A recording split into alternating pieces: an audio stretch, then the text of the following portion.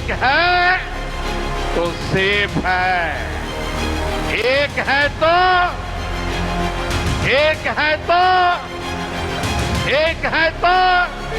देश का न्याय बताता है। विपक्ष के जाति जनगणना के जरिए देश को बांटने की राजनीति को लेकर बीजेपी हमलावर है। प्रधानमंत्री नरेंद्र मोदी हो या फिर हो यूपी के सीएम योगी आदित्यनाथ, ये दोनों जहां भी रैली कर रहे हैं, जिस भी कार्यक्रम में जा रहे हैं, वहां कांग्रेस का असली चेहरा जनता को दिखा रहे हैं। महाराष्ट्र के अकोला में चुनावी रैली के दौरान प्रधानमंत्री मोदी ने जाति के नाम पर देश को बांटने की साजिश से न सिर्फ पर्दा उठाया, बल्कि इसके असली चेहरे से भी जनता को रूबरू करवाने के साथ एकजुटता का मंत्र भी दिया।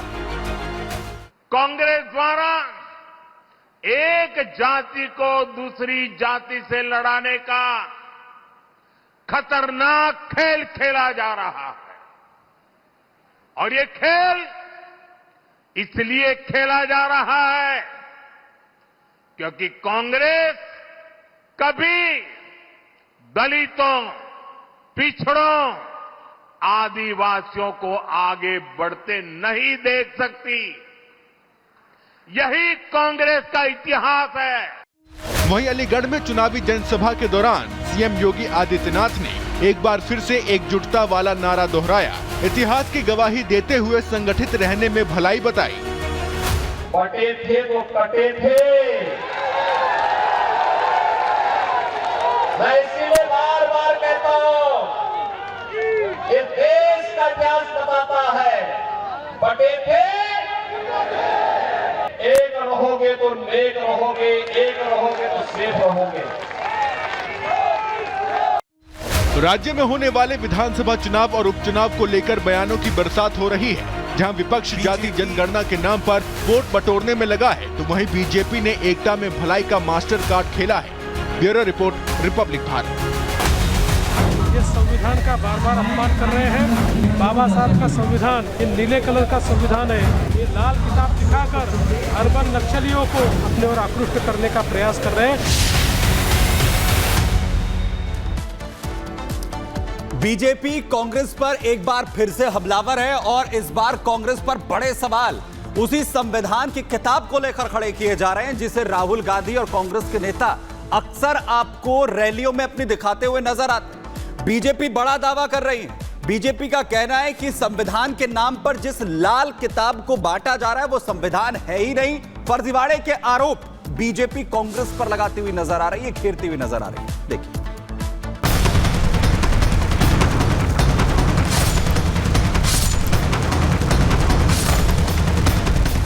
छुपकर बीजेपी के लोग, आरएसएस के लोग इस संविधान को खत्म करना चाहते हैं। मैं कांग्रेस से कहना चाहता हूं, पाकिस्तान के एजेंडे को देश में बढ़ावा देने की कोशिश मत करो। बाबा साहब का संविधान, ये नीले कलर का संविधान है, ये लाल किताब दिखाकर अर्बन नक्सलियों को एक प्रकार से अपने ओर आकृष्ट करने का प्रयास कर रहे हैं।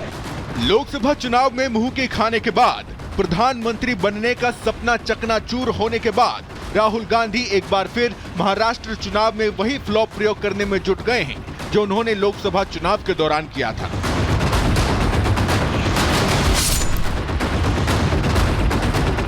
राहुल अब महाराष्ट्र की चुनावी रैलियों में लाल रंग की एक किताब लेकर घूम रहे हैं, जिसे वो संविधान की कॉपी बता रहे हैं और संविधान की दुहाई देकर महाराष्ट्र की भोली भाली जनता से वोट मांग रहे हैं, ये कहकर कि हमें संविधान को बचाना है। विचारधारा की लड़ाई है। एक तरफ बीजेपी और दूसरी तरफ इंडिया गठबंधन। एक तरफ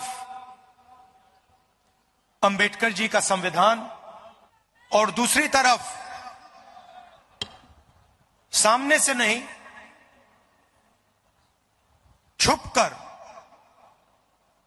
बीजेपी के लोग, आरएसएस के लोग इस संविधान को खत्म करना चाहते हैं। राहुल गांधी ने नागपुर की चुनावी रैली में लोकसभा चुनाव वाला फेक नैरेटिव सेट करने का झूठ फैलाया तो बीजेपी ने राहुल के झूठ की कलई खोलकर रख दी। बीजेपी ने बकायदा वीडियो जारी कर दिया और आरोप लगाया कि राहुल गांधी की ये किताब कोई संविधान नहीं है, बल्कि ये किताब कोरी है क्योंकि इसके अंदर पन्ने ही नहीं है।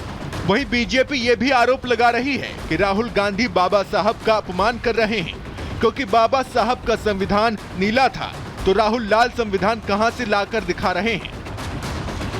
देखिए, ये संविधान का बार बार अपमान कर रहे हैं। संविधान के नाम पर एक लाल कवर की डायरी इन्होंने बांटी। बाबा साहब का संविधान ये नीले कलर का संविधान है। ये लाल किताब दिखाकर अर्बन नक्सलियों को एक प्रकार से अपने ओर आकृष्ट करने का प्रयास कर रहे हैं। इनको संविधान से लेन देन नहीं है। राहुल गांधी के लाल किताब के सामने आते ही बीजेपी बुरी तरह भड़की हुई है। बीजेपी चेतावनी दे रही है कि राहुल फर्जी नैरेटिव ना फैलाएं। जम्मू कश्मीर में बाबा साहब का संविधान लागू हुआ है, लेकिन ये कांग्रेस और उसके साथियों को ये बर्दाश्त नहीं हो रहा है।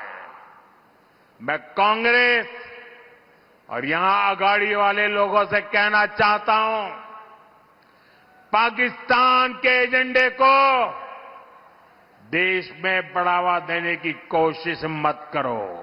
याद रखो, तुम्हारे ये मंसूबे कामयाब नहीं होंगे। कांग्रेस की ये पुरानी आदत रही है कि जब जब चुनाव आते हैं कांग्रेस खुद कभी संविधान का मुद्दा उठाती है तो कभी खुद तुष्टीकरण करने में जुट जाती है। लेकिन जब बीजेपी संविधान, तिरंगे के सम्मान और हिंदुत्व पर बात करती है तो कांग्रेस को बीजेपी की ये रणनीति खटकने लगती है। और यही अब महाराष्ट्र में हो रहा है। सीएम योगी ने बटेंगे तो कटेंगे का नारा देकर महाराष्ट्र में माहौल बनाया तो राहुल गांधी ने नया सियासी शिगुफा छोड़ दिया है और अब कह रहे हैं कि संविधान को बचाना है। किससे? बीजेपी से। लेकिन बीजेपी भी इस बार तैयार है और बीजेपी नेता राहुल गांधी के झूठे नैरेटिव की ईंट से ईंट बजा रहे हैं। Bureau report, Republic Bharat. और सीधे रुख करते हैं झारखंड के जमशेदपुर का, जहां गृह मंत्री अमित शाह का रोड शो चल रहा है। बता दें आपको कि चुनाव प्रचार के दौरान रोड शो करने के लिए गृह मंत्री अमित शाह पहुंचे हुए। अब से कुछ देर पहले हजारीबाग में उन्होंने एक रैली को संबोधित किया और अब गृह मंत्री रोड शो करते हुए आगे बढ़ रहे हैं। ये तस्वीर आपको दिखा रहे हैं रिपब्लिक भारत पर। झारखंड और महाराष्ट्र में चुनाव को लेकर लगातार तमाम दिग्गज नेता चुनाव प्रचार के लिए अलग अलग जगहों पर जा रहे हैं। इसी कड़ी में आज गृह मंत्री अमित शाह पहले हजारीबाग में थे झारखंड में, और अभी गृह मंत्री झारखंड के ही जमशेदपुर पहुंचे हुए हैं। जमशेदपुर जिसे टाटा सिटी के नाम से भी जाना जाता है और झारखंड की इस शहर को लेकर कहा जाता है कि ये झारखंड के सबसे साफ शहरों में से एक है। और गृह मंत्री अमित शाह जब यहाँ पहुंचे हुए हैं तो इस जगह, यहाँ की इस शहर के लोगों का उत्साह आप देख पा रहे हैं इन तस्वीरों में। जहां तक आपकी नजर जा रही है, गृह मंत्री अमित शाह लोगों को का अभिवादन स्वीकार करते हुए आगे बढ़ रहे हैं और एक बहुत बड़ा हुजूम लोगों का इकट्ठा हुआ है गृह मंत्री अमित शाह का स्वागत करने के लिए। भारतीय जनता पार्टी के कार्यकर्ताओं के साथ साथ आम लोगों में भी उत्साह इस वक्त आप देख सकते हैं जमशेदपुर की सड़कों पर, जहां गृह मंत्री अमित शाह एक रोड शो कर रहे हैं। बता दें आपको कि झारखंड और महाराष्ट्र दो जगहों पर चुनाव को लेकर प्रचार लगातार जारी है और पहले चरण का मतदान सुमित 13 तारीख को झारखंड में होना है। तो अमित शाह इस वक्त रोड शो यहां पर करते हुए, पहला चरण का जो चुनाव है वो झारखंड में 13 तारीख को होना है और उसके बाद 20 नवंबर को भी जो चुनाव है वो यहां पर होना है।